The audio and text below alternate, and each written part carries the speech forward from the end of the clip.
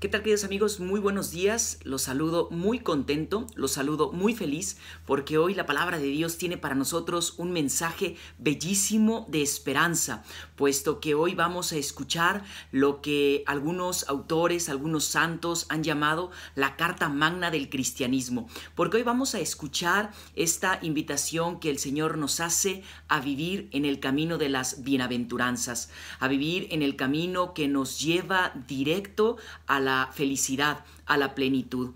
Y esto es precisamente algo que a mí me hace mucha mella, mucho ruido, porque a veces una de las paradojas de la vida es la búsqueda continua de la felicidad que tenemos todos los hombres, pero que desgraciadamente a veces la buscamos en lo que no nos la puede dar de una manera verdadera. Hoy vamos a escuchar en el capítulo 5 del Evangelio de Mateo el camino de las bienaventuranzas, y ahí créeme que vamos a encontrar algunas formas concretas para poder llegar a conquistar la plenitud de la vida y por ende poder llegar a la felicidad. Un camino que todos buscamos encontrar, un camino que todos buscamos recorrer, pero a veces no lo encontramos, no lo buscamos, no lo vivimos donde verdaderamente se nos puede ofrecer. Claro que, como el título de la charla que hoy les pongo, Cristo nos propone una locura, claro, si vemos este camino de las bienaventuranzas desde la óptica del mundo, si vemos este camino que Dios nos propone con los ojos, con los criterios del mundo, claro, va a ser imposible vivirlas y es una completa locura lo que Cristo nos propone y nos pide.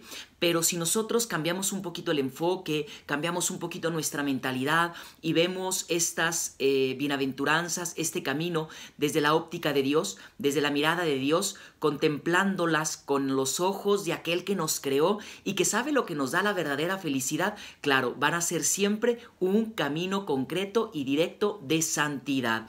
Pero antes de que nosotros meditemos o que yo te comparta alguna breve reflexión de cada una de las bienaventuranzas, quiero prevenirte de dos tentaciones muy grandes que a veces nos surgen cuando escuchamos las bienaventuranzas. Dos tentaciones que no nos hacen comprender, que no nos hacen asimilar, que no nos hacen vivir de una manera real y concreta este camino que el mismo Cristo nos propone. Primera tentación: aunque notemos toda una radicalidad evangélica en estas bienaventuranzas, sí podemos llevarlas a la práctica, ya que muchas veces podemos caer en la sutil tentación de pensar que por la radicalidad que tienen a veces son absurdas en su propuesta, o incluso que son algo ya pasado de moda, algo que a lo mejor le habían quedado bien a nuestros abuelos, bisabuelos, etcétera, y por tanto a veces podemos pensar que están fuera de nuestro alcance. Pero esto no es verdad, ya que en realidad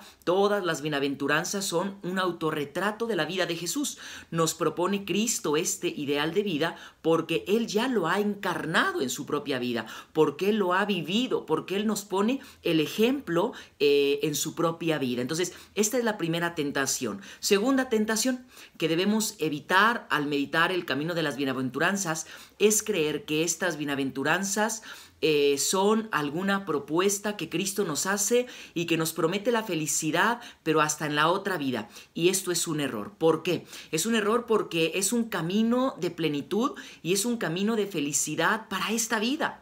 El Señor no nos ha mandado aquí a sufrir, a forjarnos, a martirizarnos para después ser felices en la otra vida. No, claro, quiere nuestra santidad, quiere que estemos en el cielo, pero eso se va concretando desde esta vida. Por eso, queridos hermanos, para que nosotros podamos encontrar en el camino de las bienaventuranzas, el camino de la felicidad ya desde esta vida, debemos aprender a salir de la dinámica de ese consumismo egoísta que solamente nos lleva a querer buscar y a saciar nuestro placer, nuestra sed de felicidad o de plenitud, para que podamos entrar en la dinámica del compartir. Por supuesto que siendo felices y llevando una vida conforme Cristo nos pide y Él la vive, pues vamos a lograr desde luego la santidad en la otra vida. Por tanto, esta tentación nos previene de que no veamos las bienaventuranzas como un camino de felicidad hasta la otra vida, sino que aquí mismo ya se nos puede otorgar ese camino de felicidad. Y bueno, pues teniendo en cuenta estos dos presupuestos, ya que te advertí de estas dos sutiles tentaciones, Quisiera reflexionar en las bienaventuranzas como, ya lo dije, como un autorretrato del mismo Jesús. Por eso voy a reflexionar en este camino de las bienaventuranzas desde la misma vida de Cristo. Primera bienaventuranza. Jesús es el pobre de espíritu, es pobre verdaderamente de espíritu.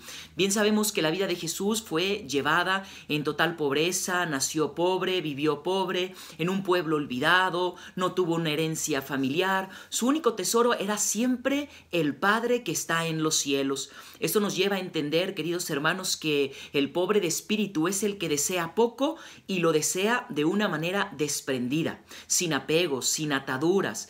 Los agobios y las preocupaciones que tenemos en esta vida siempre estarán en proporción a nuestra confianza en Dios. Es decir, si yo llevo muchas preocupaciones, agobios, situaciones que me quitan esa paz, esa tranquilidad en el corazón, significa que me hace falta soltar, que a lo mejor tengo muchos apegos, necesito confiar en Dios. Por lo tanto, ser pobre de espíritu, queridos hermanos, no es hacer algo fuera de la voluntad de Dios. Debemos hacer la voluntad de Dios. Ese es el pobre de espíritu. Es tener constantemente un autodespojo de las cosas, de las situaciones, de las personas que me atan, para que yo pueda aprender a confiar y depender solo de Dios. Jesús es el pobre de espíritu. Otra de las bienaventuranzas, Jesús es manso. Cuando no hemos logrado ser pobres de espíritu, cuando no hemos logrado tener ese corazón desprendido, ese corazón con un autodespojo continuo, vamos a tener siempre tensiones y esta la vamos a estar expresando a veces con ciertas actitudes de violencia, arranques de violencia. Siempre vemos a Jesús que no se deja exaltar por las reacciones o por las provocaciones de sus adversarios. Tiene quietud siempre en su corazón, en su interior, y siempre afronta toda situación con esta gran quietud. Aunque esto es bien importante lo que te voy a decir, no debemos confundir con otras propuestas lo que significa la mansedumbre, porque ser manso no es tener un carácter débil. Ser manso no es ser indiferente ante la problemática de los demás o la problemática que vemos a nuestros ojos, no, sino que la persona con mansedumbre en su interior, una persona mansa es la que tiene fuerza, la que tiene valores bien arraigados, la que tiene convicciones firmes, pero también es una persona templada, sabia y que es dueña de sí mismo. Por eso vamos aprendiendo esta mansedumbre del mismo Jesús. Tercero, Jesús es el que llora. El amor debe ser lo que mueva siempre nuestras vidas, nuestros corazones, y cuando uno ama y ama de verdad, siempre va a ligar su vida al otro, y de ahí por supuesto que se van a desprender lágrimas y sufrimientos. Pero lo triste de la situación o del asunto es que hay quienes renuncian a amar por no tener que sufrir, o bien no quieren afrontar el sufrimiento y entonces buscan salidas fáciles o tubos de escape. Y una paradoja muy grande es que a veces sufrimos, lloramos, nos quejamos, nos desesperamos por cosas que no valen nada y lo hacemos por cuestiones así banales y no lo hacemos por lo que verdaderamente es importante. Vemos que Jesús llora y sufre porque ama, llora principalmente por la muerte, llora por la situación de pecado y llora por el rechazo a la gracia que tienen los hombres. Así que bueno, pues también nosotros, queridos hermanos, hay que amar en plenitud, entregarnos y hacer nuestros los sufrimientos de los demás. Otra de las bienaventuranzas, Jesús está hambriento y sediento de justicia. El hombre cree que basta saciar sus necesidades inmediatas, sus necesidades materiales, y no.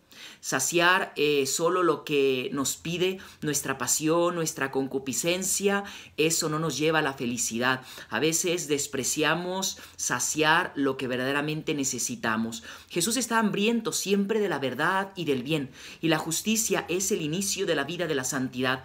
Debemos pues estar siempre hambrientos y sedientos de santidad, de hacer siempre el bien y hacer que el bien también se viva en los demás.